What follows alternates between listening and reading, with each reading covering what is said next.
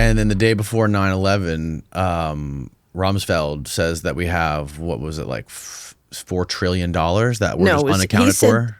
They were missing, DOD was missing $4 trillion, but he said 2.3. He said it was 2.3. But it was 4. And I was working with a reporter, and we had a huge story coming out that Friday about the whole missing money and what it meant per person. So we had calculated for each taxpayer in each state how much you were missing. So, yeah. So that was the financial coup, which had started in 1998. And where did all that money go? Well, that's what I've been trying to figure out. And without the bank statements, I can't, so I've tried to map out, because money, remember, you're too young to remember, did you ever see the old Pillsbury Doughboy commercials of where course. They squeeze down on one and it pops out someplace else? Oh, I don't know about that one. Yeah, so you're probably too young. So when the money started to going missing from the Treasury and the federal government, the offshore havens started to just balloon, So this is going down and this is going up. And anyway, but I have tried to unpack where the money's gone and what they've been spending it on. And I have a lot of guesses. But what's your best guess? I think it's many different things. The first thing, I think you've been financing a new system. So I call it the breakaway civilization. But I think you've literally been financing a new system. And it's like when you're running a company and you keep the old systems going and you get the new systems up and you bring the resources over steadily. And then at some point you're ready to bring this down. And I used to say the pandemic was the breakaways breaking back in and taking over. But I think they've moved a lot of money out. And in theory, if you look at how much has been stolen, it's enough to run a global government on an endowment basis. It is. How much roughly total has been stolen?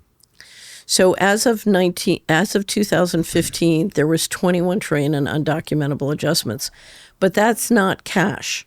And it could reflect money coming in. So you could be bringing money in from the war zone. So how much is net missing?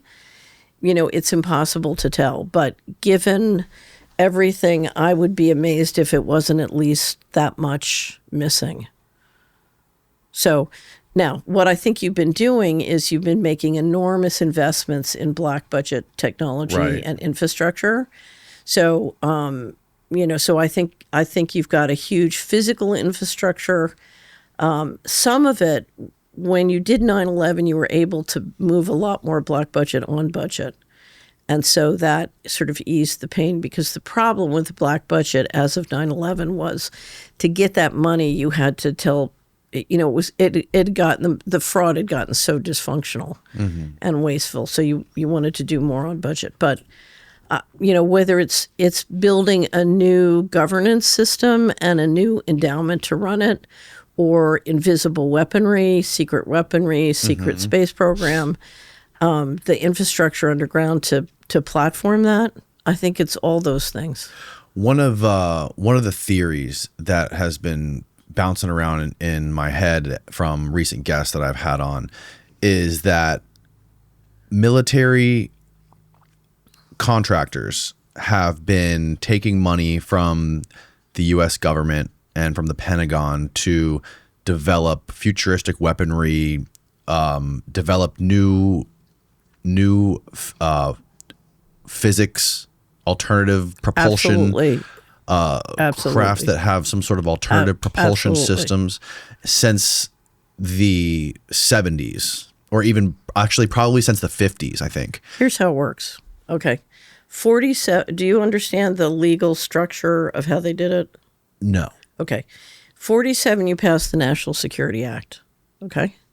And that gives you the ability to set up the secret infrastructure. 49, you passed the CIA Act. They literally had to kill the Secretary of Defense to do that. They assassinated Forrestal to get that done.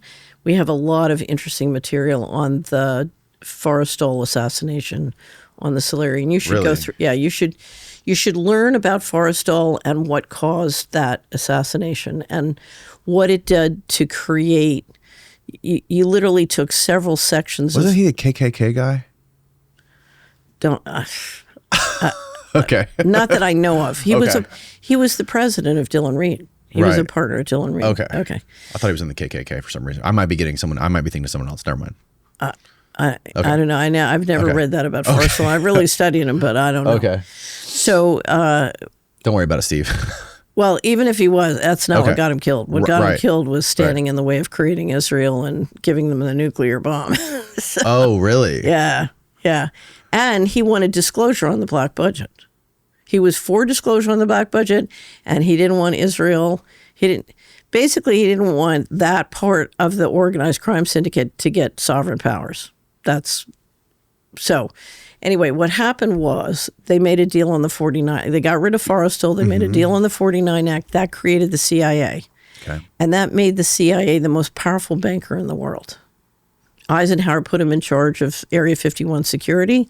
And literally, once you look at how the Exchange Stabilization Fund and sort of the different money aspects of the 47 and 49 Act organized to work, you've now created this financial mechanism that combines covert violence and makes it the most powerful banker in the world. I should say, on the covert side, the most powerful bank in the world is BIS. Didn't they use, I could be wrong about this, but didn't Dulles take a bunch of money from the budget to rebuild Europe after World War II to build Area 51? That's what I don't know if he used that to build Area 51. He ran a slush fund out of the Exchange Stabilization Fund from Sullivan Cromwell and before they got the 49 Act created. And part of that was to create this infrastructure, because part of it said you can appropriate to all the different agencies and then claw it out secretly to give it to the intelligence agencies. Right.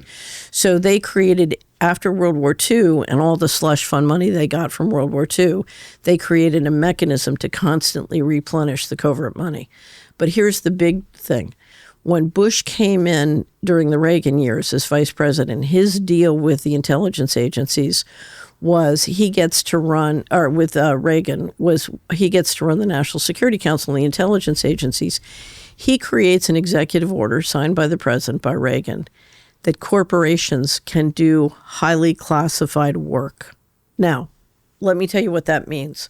What that means is the Treasury can issue an infinite number of bonds and use that money to pay corporations to do highly secret things, including just gifting them all of the black technology funded by the taxpayers and moving it onto their balance sheet, and do it in a secret way that generates enormous profits in the stock market.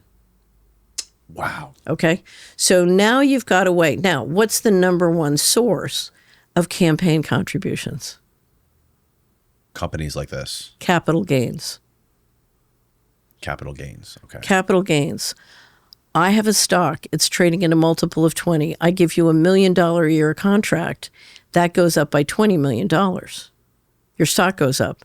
That creates capital gains for the investors and the executives, who then turn around and they or their law firms make political contributions. It's a kickback system. Right. Okay. Yeah, I understand. So if you read my book, I have an online book called Dylan Reed and the Aristocracy of Stock Profits, and it was designed to explain to you how that kickback system works. Right. Because, and the quote we have at the beginning is an old New Jersey street saying, make a law, make a business. So every time the government does something that makes stocks go up, they get a kickback of campaign contributions from that. Right. And of course, the taxpayers funding the whole thing. Now, let's go back to corporations.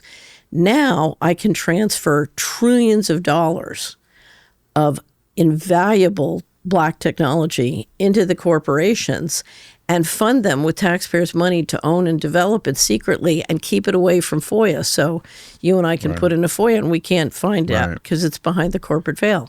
Right. Now, one of the fears about this is that allegedly since the 50s when they started working on some of this stuff, is that it's gotten so advanced in these black corporate or these black military industrial complex, aerospace corporations, whatever you want to call them, that they've become essentially more powerful than the U.S. military. Correct. Because of the technology that they have power up, they own.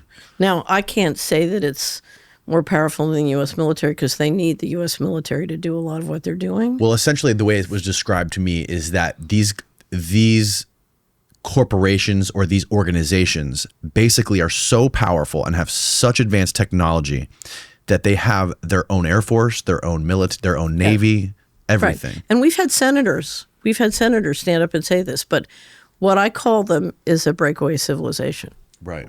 They have broken away, Right. and they are so much more advanced. Now, if you look at their assets, what I would say, if I could assert jurisdiction, those are our assets. Those were either gifted or stolen. They belong to us. Right.